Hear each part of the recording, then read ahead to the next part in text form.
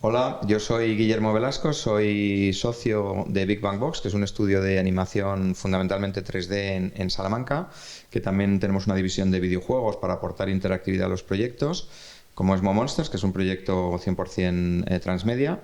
Y bueno, pues mi misión realmente es la de productor ejecutivo, en la que hemos ido desde la financiación, que ha sido realmente difícil en España levantar la financiación de una serie tan ambiciosa como esta, y toda la relación con los coproductores, buscar la estructura de coproducción.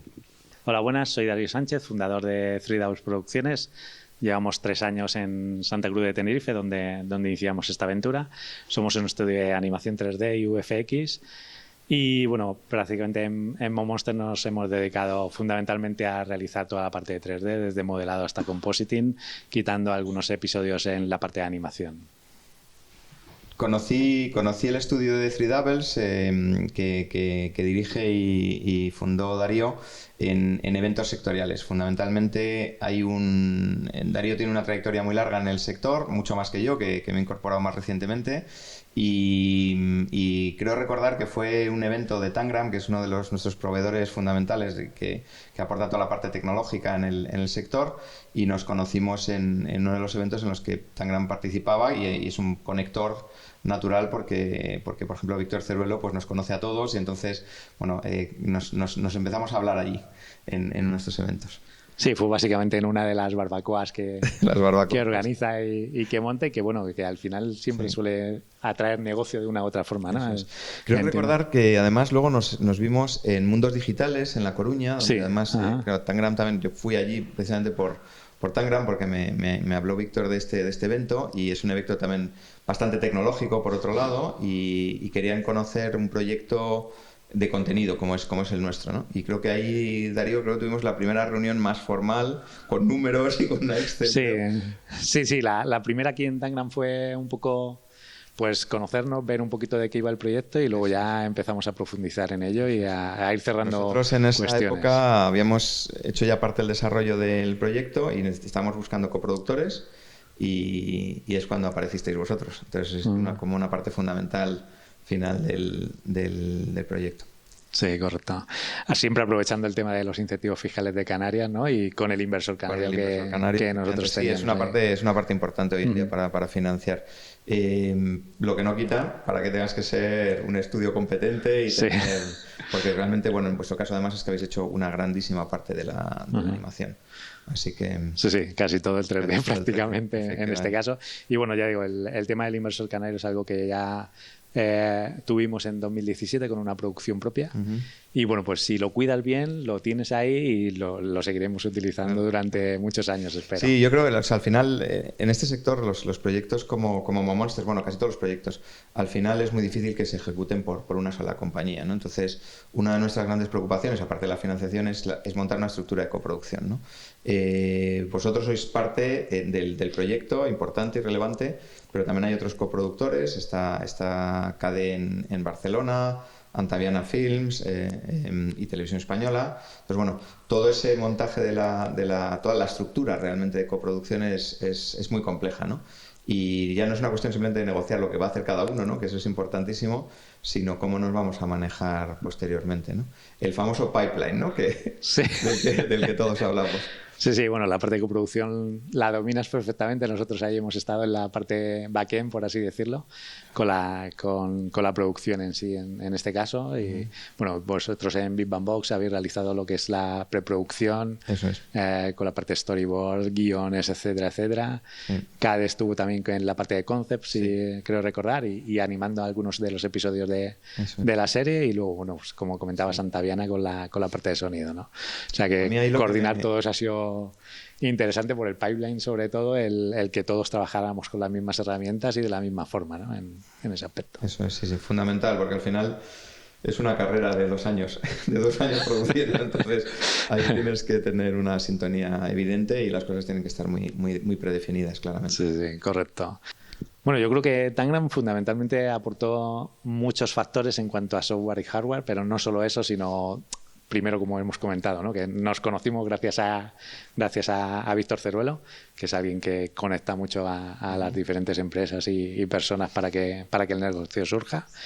Pero pues en nuestro caso es la parte más de producción, obviamente con las máquinas de HP, y luego el software con Autodesk Maya, con Shotgun, que es la herramienta de assets con la que gestionamos toda la producción, aparte con Fusion también. Y bueno, pues es un poco las herramientas que nos ha ido proporcionando, no solo la herramienta, sino también sesiones de formación para mejoras que ha habido en cada una de ellas. Sí, al final una producción como es el caso de Monsters, que como digo son de producción real, son casi 2 años, somos un sector súper intensivo en mano de obra y súper intensivo en tecnología. Entonces, Totalmente. Nosotros, es decir, me acuerdo todavía una vez que nos trajimos a ver los procesos de producción a alguien de la financiación, a una sociedad que avala contratos y descuentos que tenemos que hacer para conseguir la financiación, y estaban sorprendidísimos de lo tecnológicos que somos, ¿no? En el sentido de decir, joder, ¿cómo podéis tener tantas máquinas, tanto software, tanta gente trabajando coordinadamente? Porque bueno, había más de 60 personas en Tenerife, en Three Doubles y en la IE que se montó. Había casi 30 personas en Barcelona, había 20 y muchos en Salamanca. Luego estaba Televisión Española, que realmente no tiene una capacidad productiva en ese sentido, pero que aporta muchas otras cosas. Es decir, luego en Antaviana pues teníamos que estar todo el día haciendo todas las locuciones, etcétera. Es decir, gestionar todo eso. Has mencionado Shotgun, es una herramienta brutal que realmente yo creo que, no sé sinceramente, pero creo que es posiblemente mayoritaria en el sector, ¿no? Sí, generalmente como gestión. En todas las productoras. Sí, sí. Yo me acuerdo cuando conocí Shotgun, precisamente además en un evento de Tangram, uno de mis socios salió diciendo, esto es demasiado grande, no vamos nunca a poder aprovechar todo lo que tiene Shotgun. Y hace poco hablé con él y me dijo, sí que se aprovecha. Sí, sí. Y todavía tiene cosas por mejorar. En la parte sobre todo de planificación es una parte que se tiene que mejorar, los informes también, pero a nivel de gestión, bueno, es de las top, por así decirlo, ¿no? Yo, en base a lo que tú decías, recuerdo la primera vez que vino el inversor canario a nuestras oficinas. Y claro, cuando le enseñamos el estudio se queda como, pero toda esta gente se necesita para hacer una producción de animación. Sí. Dicen, bueno, es que yo pensaba que erais 5 frikis en una oficina y que eran los que estabais trabajando en esto, ¿no? ¿Verdad? Esa es un poco a veces la imagen que tenemos fuera, ¿no? De cuando no se conoce. También personalmente es la imagen que tenía yo. Bueno, yo me incorporé a este sector hacia el 2009. Venía de la imagen real, donde ya está acostumbrado a que realmente en un rodaje hay muchísima gente, hay picos de trabajadores.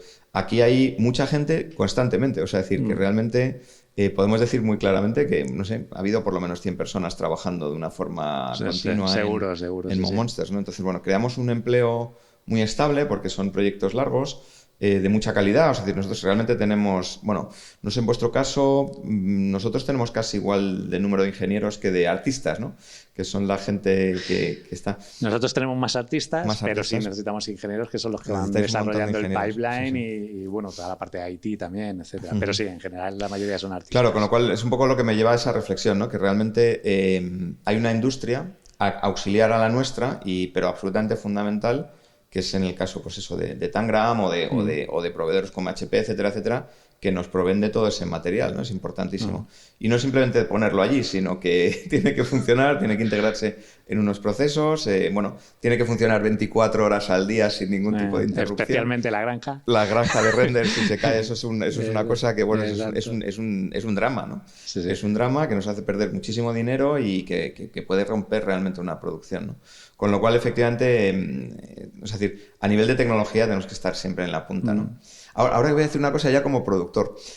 A mí siempre me decían, bueno, la tecnología va avanzando y tal, y cada vez seremos capaces de hacer mejores cosas más con menor coste, etcétera. Se pueden hacer costes con menor coste o cosas con menor coste, eso es verdad. Pero al final siempre nos gastamos lo mismo o más, porque los artistas son insaciables. Es decir, dicen, que ahora puedo hacer mi personaje con 15.000 pelos en vez de con 10.000, pues me voy a gastar lo mismo, pero voy a hacer 15.000 pelos. Yo recuerdo conversaciones con gente que decía, no, pero si tú esto te ahorras por tener ahora una máquina más potente, para el render te ahorras, no sé, 100.000 euros, pues son 100.000 euros que se mete el productor al bolsillo. Y dice, no, es que el productor coge, se vuelve a gastar esos 100.000 euros y si puede gastar 10 euros más, se los gasta. Porque lo que quiere es que la calidad sea lo que al final buscas efectivamente una calidad. Exacto. Entonces ahora mismo nos gastamos lo mismo o más que hace 10 años o que hace 5 años, pero la verdad es que la calidad se mejora sustancialmente. Con lo cual somos un sector muy muy innovador en el sentido, bueno, de hecho hay ayudas, ¿no? Como al I+D+I, de I+D+I, es un sector exacto. que afortunadamente ahora pues empieza a tener alguna salida más, ¿no? Sí, de hecho en ese sentido. nosotros hicimos un desarrollo para hacer el render distribuido de tal forma que pudiéramos aprovechar las máquinas de los artistas en los momentos en los que los artistas salen a tomar un café o a comer, etcétera. Pues tenemos un monitor que va monitorizando cada máquina y si la CPU está libre, automáticamente pueden Le trabajar, manda carga, renderizar o en sea, eso, con lo cual optimizamos el tiempo que las máquinas están encendidas y que no se están usando, ¿no? qué bueno, sí, sí. Es decir, que invertimos bastante en I+D+I, ahora tenemos otro proyecto que vamos a presentar al CDTI y que, bueno, pues saldrá adelante porque ya tuvimos una preaprobación inicialmente, o sea que al final la animación no es solo artistas, sino que tiene también mucho de Creo I+D+I. que la animación, además, hoy en día en España se nos reconoce por un cierto talento creativo, es decir, me refiero internacionalmente, cada vez estamos mejor posicionados. Lo que sí que quiero decir tal vez es que lo que empieza a fallar un poquito es que la estructura empresarial y la estructura financiera todavía no acompañan a ese gran prestigio que nos está acompañando. O sea, en el mundo se nos ve, en Europa y en el mundo se nos ve como alguien capaz de levantar proyectos muy interesantes, de desarrollar realmente creativamente proyectos muy buenos, pero luego siempre hay un problema con la financiación, con la estructura. Es decir, el otro día hablábamos en Dibus, tú Sí, también eres una parte de correcto. Dibus, bueno, que ahora mismo estamos todos congratulándonos sobre el gran éxito internacional, la nominación a los Oscars de Klaus, la carrera internacional fantástica de Buñuel, Ajá. etcétera, y muchas otras producciones que realmente están a un nivel altísimo. Pero la realidad es que hoy en día, no sé, uno de los mejores productores de películas de animación en este país, con mucho éxito, hace la película y cuando se acaba la película casi tiene que desmontar su estudio, porque no hay una continuidad, no hay un tejido industrial todavía suficientemente desarrollado para que podamos, ¿no? Y creo que es una de las cosas que hay que pelear muy duro todavía en el sector para que haya una estabilidad en ese sentido, ¿no? Sí, Una, fundamentalmente la parte de una financiación, parte de porque financiación. sí que es cierto que podemos conseguir tener contratos, etcétera, que es lo que te proporciona el dinero para realizar la producción, pero después los bancos a la hora de descontarlo y conseguir ese dinero contante y sonante para producir es complicadísimo, muy Sí, sí, tenemos la complicado. capacidad comercial de conseguir contratos efectivamente, pero somos estructuras que no somos tan gigantescas ni tenemos un capital social brutal ni nada de eso, y luego ir a los bancos efectivamente a descontarlo es muy complicado. Entonces eso es una pena, ¿no? Es decir, que tengas la capacidad creativa, que tengas la capacidad comercial, que firmes contratos, que esos contratos desgraciadamente nunca son cash, que, o sea, que tenemos que irnos a un banco para que nos lo adelante y ese sea un cuello de botella ahora mismo, ¿no? Entonces hay que trabajar todavía mucho desde el sector para eso. Pero bueno, es verdad que las buenas noticias, los Oscars, ese tipo de cosas, las Algo hay. nominaciones, los premios Quirino, que son en Tenerife, que son fantásticos, etcétera, bueno, nos dan más visibilidad y creo que eso también a la larga es una inversión para que los otros sectores se fijen en nosotros y nos ayuden. Sí, sobre todo es importante. Bueno, Monsters es una producción que, como os digo, se desarrolló como un proyecto transmedia, es decir, tiene aplicaciones, tiene una serie de televisión y tiene juguetes conectados. Es preescolar, es decir, en un formato de 52 episodios de 7 minutos. Y siempre habíamos pensado desde Big Bang Box, en los primeros desarrollos, que los juguetes conectados, los niños en edad preescolar, desarrollan una afectividad muy interesante con los peluches, ¿no? En general, con sus juguetes y sobre todo con sus peluches. Así que decidimos que los 5 protagonistas de nuestra serie pues tenían claramente una intencionalidad también de convertirse en peluches, ¿no? ¿Qué es un peluche conectado? En el fondo un peluche conectado es un peluche que puede reaccionar, gracias a una tecnología que tiene dentro, a las cosas que están sucediendo en la serie y también en las aplicaciones, de forma que el niño tiene una experiencia global cuando está viendo. No solo está viendo una serie, sino que tiene un amigo al lado, un peluche, que está viendo también la serie, que reacciona a cosas que pasan en la serie, que se ríe, que repite determinados conceptos, etcétera. Con lo cual también dentro del proyecto hay una parte educativa muy chula, ¿no?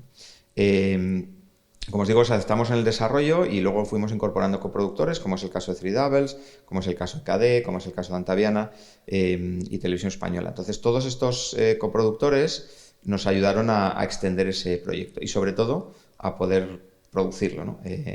Con lo cual yo creo que bueno, Monsters al final, tú sabes bien, Darío, que además está teniendo un cierto recorrido internacional. Ahora mismo bueno, estamos trabajando con PGS, que es un distribuidor importante que vio vio unos episodios, los primeros episodios hechos hace justo ahora un año en Miami, y que decidieron incorporar a su catálogo. Son una productora muy competente. Entonces, el proyecto es una serie de animación junto con los juguetes conectados y las aplicaciones. El formato es 52 episodios de 7 minutos en 3D. Y mezcla imagen real, que creo que eso igual nos puedes contar un poco, porque también en el opening de la serie mezcla imagen real, ¿no? Sí, bueno, el opening mezcla imagen real con los Monsters directamente, donde los niños pues interactúan con ellos en el baño mientras se están cepillando los dientes, y básicamente luego los niños llevan a estos Monsters a la guardería, que es donde realmente aprenden el día a día en base a lo que les comenta la profesora y ciertos alumnos de diferentes países. Lo que más les gusta ese día, pues hacer pizzas o jugar al fútbol, etcétera, etcétera, ¿no? Sí, básicamente los Monsters quieren convertirse en los mejores amigos de los niños, ¿no? Y básicamente el modelo que encuentran es, bueno, pues aprender a jugar las cosas que más les gustan a los niños, ¿no? Y efectivamente eso lo hacen dentro de la escuela Monsters o de la guardería Monsters. Y bueno, pero había un reto importante al principio, que es esa mezcla de imagen real y de animación con los personajes, que lo rodamos en Salamanca con unos niños en una serie de decorados que habíamos visto. Queríamos que fuese lo más natural posible, lo más tal, y mostrar ese vínculo entre los niños y tal. A partir de ahí, en cada capítulo, los niños aprenden algo que le gusta a un niño de diferentes países. Tenemos protagonistas de todo el mundo, es decir, que en un episodio, por ejemplo, pues los niños aprenden a jugar al hula hoop, que es algo que le gusta mucho a un niño francés. En otro aprenden a hacer puzzles, que es algo que le gusta mucho a un niño en Corea, etcétera, etcétera. Con lo cual eso también nos da una cierta perspectiva internacional. En el ámbito preescolar no hay barreras culturales para los niños. Los niños posiblemente no lo tenemos confirmado, aprenden cosas similares, conceptos similares en su etapa preescolar, por ejemplo en el colegio, ¿no? Aprenden las emociones, las figuras geométricas, los números, los colores. Entonces, alrededor de eso hemos creado los 52 guiones que nos sirven para Monsters. Yo creo que hay dos puntos fuertes que tiene la serie en este caso. Una es el look, que evidentemente si comparamos con otras series de preschool, tiene un look bastante impactante en cuanto a diferencia de... No voy a decir de calidad, porque todos tienen una calidad, pero sí que tiene un mimo y un cuidado específico en ello. Costó mucho llegar a ese look, como ya sabes. Y luego hay otra cosa, que es los guiones, porque sí que es cierto que... Pues los episodios los hemos ido poniendo evidentemente al equipo. El equipo se reía en la mayoría de los episodios porque, bueno, pues son simpáticos, pero no deja de ser gente que ha estado trabajando en ello y que por tanto tiene un cariño especial, ¿no? Pero lo hemos puesto a gente adulta incluso, y con determinados gags se reían, ¿no? Incluso siendo para una serie de preschool, ¿no? Evidentemente tiene un tono que es para preschool, pero sí que es cierto que incluso adultos pues se ríen con determinados gags de los personajes, ¿no? A mí eso me ha pasado en los mercados internacionales. Yo en mi función, como sabes, de productor ejecutivo y desde Big Bang Box, pues me he recorrido medio mundo, tú también. En la fase de desarrollo le hemos enseñado guiones y algunas partes de animación a mucha gente que son luego compradores naturales, ¿no? Responsables de televisiones, coproductores, internacionales, etcétera, etcétera. Y sí, efectivamente la respuesta siempre ha sido muy buena desde el primer momento. Nos iban contando cosas que además en el desarrollo hemos incorporado. My Preschool Monsters, que es como se llamaba originariamente la serie, antes de cambiarla a Monsters, eran solo dos personajes, eran Jojo y Jaja. Hubo un feedback muy específico de una cadena de televisión internacional muy interesante, que nos dijo que añadir algunos personajes más hasta convertirlo en Monsters, que son 5, nos iba a dar mucho más dinamismo para los guiones, para las 52 historias que hemos creado. Efectivamente, ese feedback de los mercados lo fuimos incorporando, y eso es otra de las cosas que tenemos que hacer sí o sí. O sea, los productores españoles nos tenemos que ir con la maleta por medio mundo y recopilar ese feedback, que no significa que tengas que cambiar creativamente todos tus planteamientos, pero sí que hay cosas que sería muy bueno, sobre todo en una etapa de desarrollo, ir incorporando y enriquecer la serie, porque nuestra vocación es que la serie se vea en todo el mundo. Nuestro modelo de negocio nunca saldrá adelante si nuestra serie se ve solo en España, ¿no? Por ejemplo. Efectivamente. Con lo cual, bueno, es uno de los factores fundamentales de nuestra faceta de productores ejecutivos de la serie. Al hilo de esto, yo creo que el feedback recogido ha sido muy importante. Muy importante. Porque yo creo que te lo comenté anteriormente, ¿no? Estando en Annecy el último año, estábamos hablando con una productora china y les estábamos enseñando pues nuestra reel del estudio, etcétera, pues un poco para que vienen por cuestiones de negocio, ¿no? Y justo en una mesa de al lado, estábamos en el pabellón de China y justo en la mesa de al lado pues había otra productora, distribuidora, ahí sentada, pues estaban mirando de reojo que estábamos mostrando. Y en la reel, pues lógicamente tenemos un Monster dentro del resto de eso. Y claro, se levantó directamente para hablar con nosotros. Disculpad, pero es que esta serie ya nos la han ofrecido a nosotros y entonces no entiendo por qué se la ofrecéis a esta otra productora. Y nosotros, no, estamos mostrando un tema por servicios, etcétera, pero no estamos... Estás mostrando todo el trabajo que has hecho. Sí. Y fue curioso, ¿no? Un poco como... Perdona, no se lo muestres a nadie más que ya esto lo estamos para mí, sí que nos interesa. Sí, estamos teniendo... El distribuidor internacional nos está dando noticias muy, muy interesantes. De hecho, China es un tema que tenemos bastante avanzado. Ahora, en breve, en febrero, es el Kidscreen en Miami y el distribuidor nos ha dicho que posiblemente podamos anunciar algunas ventas interesantes. Entonces, bueno, China es un territorio enorme, inmenso, con un potencial bestial. Y los Momonsters, bueno, incluso hemos tenido una propuesta, no sé si me estoy pasando un poco de información ahora mismo, pero una propuesta para localizarlos realmente allí, es decir, quieren trabajar en la serie para adaptarla en algunos casos a lo que es la normativa respecto a los contenidos audiovisuales allí y que se pueda ver Momonsters allí a nivel nacional. Entonces, bueno, es una cosa que estamos dándole vueltas a ver cómo podemos hacer. No sé, yo creo que además ese feedback pues nos lleva también a ilusionarnos con que podamos hacer tal vez una segunda temporada. Es algo que está ahora mismo en discusión, como bien sabes. Los coproductores, todos nosotros hemos mostrado que nos gustaría ese interés en hacer una segunda temporada. La distribución obviamente nos lo pide, dicen que una segunda temporada pues nos ayudaría a vender más, porque al final las series infantiles necesitan una cierta continuidad, ¿no? Y yo creo que es uno de los objetivos a corto plazo realmente el poder darle luz verde. Tú dices lo de los guiones que has mencionado antes. Es un reto creativamente extender otros 52 guiones y tal. Lo que pasa es que países hay de sobra. Ya estamos dándole vueltas y hay formas de hacerlo y tal, pero efectivamente el condicionante fundamental es que seamos capaces de poner en marcha 52 guiones tan atractivos y tan interesantes como lo que están siendo los primeros 52. Bueno, estábamos hablando antes que es un proyecto transmedia que está incorporando desde su inicio. En una narrativa hemos incorporado la dinámica de las apps, o sea, en fondo una narrativa de videojuegos, una narrativa de televisión y una narrativa de juguetes conectados. Aún así, el modelo de difusión, digamos, que va a ser tradicional, ¿no? Por ejemplo, en España, y además tenemos de coproductora Televisión Española, la primera ventana es la emisión en CLAN, emisión regular. Lo que pasa es que Televisión Española ya de por sí es una compañía ahora mismo, un difusor que está muy al día en todo lo que es digital. De hecho, el 50% de sus contenidos se consumen en su aplicación.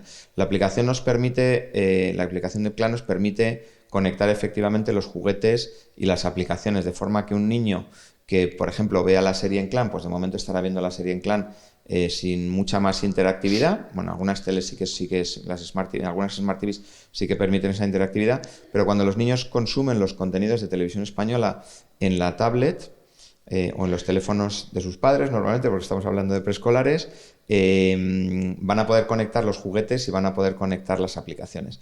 De forma que la experiencia es mucho más es integral realmente respecto a tal.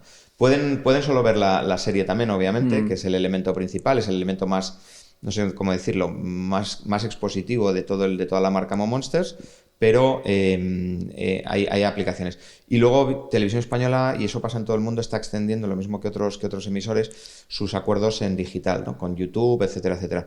Bueno, estamos hablando incluso de hacer un visor distinto para la serie, que los niños puedan verlo con una serie de funciones interactivas que en una plataforma digital convencional no existe. Es decir, que vamos a explorar mucho toda esa capacidad que está diseñada, que narrativamente y a nivel de producción está hecha y que ahora tenemos que empezar a desarrollar. Genial. Por otro lado, estamos viendo desde dentro de Ciudadables con este proyecto que vamos a presentar al CDT, es una oportunidad que para la segunda temporada de Monster igual pudiéramos incorporar ese desarrollo y conseguir cosas más interesantes en cuanto a la serie. Eso es una parte muy interesante. De hecho, es que es nuestra misión. Tenemos que estar constantemente analizando estas cosas. Yo creo que ahora mismo Hay estudios que están haciendo cosas maravillosas, hay estudios que están utilizando otros motores para renderizar, etcétera, etcétera. Bueno, todas esas cosas que nosotros necesitamos estar tan a la última, les podemos ir incorporando. Yo creo que vosotros estáis haciendo un esfuerzo enorme y efectivamente creo que es un proyecto idóneo para CDTI porque bueno, es lo que demandan realmente las audiencias globalmente por todo el mundo, ¿no? El contenido plano tiene obviamente su... Plano me refiero a solo el visionado, tiene su aceptación y va a seguir teniéndola toda la vida, pero tenemos que avanzar también en otros caminos. Nosotros nos gusta explorar mucho esos caminos. Yo creo que Mammo Monster se presta a ello, ¿no? Ya se presta, es un proyecto está diseñado así. Tiene que haber cosas diferentes en ese aspecto. Ajá. Sí. Bueno, yo creo que una cuestión importante de Mo Monsters es que se va a estrenar en marzo en Canal Clan. Y bueno, pues de marzo a junio va a estar en emisión constantemente. Y por otro lado, pues hemos sido nominados con la serie a los premios Quirino, que se van a celebrar en el mes de abril en Santa Cruz de Tenerife. Uh-huh. Sí, yo creo que además también internacionalmente, también, como decíamos antes, tenemos buenas noticias. En el 2020 ya habrá estrenos también en otros países. Ya hemos realizado un par de ventas y bueno, la verdad es que estamos muy contentos, con lo cual España siendo el país fundamental de producción y va a ser el estreno en marzo, como decía Darío, pero vamos a lo largo del 2020 yo creo que nuestro objetivo es estar en varias docenas de países y si es posible ya estrenados y todo, o sea que creo que bueno, Mo Monsters va a tener un recorrido internacional estupendo y lo de los Quirino pues bueno, nos ha llenado a todos de satisfacción. De momento es la nominación, somos uno de los 6 nominados, pero cuando trabajas tan duro durante tantos años, creo que una nominación en los Quirino, que además son muy jóvenes pero que empiezan a tener una importancia fundamental en la animación, pues bueno, nos ha llenado realmente de alegría a todos, ¿no? Es un espaldarazo para tanto trabajo duro. Muchas gracias y bueno, pues espero que os guste este vídeo.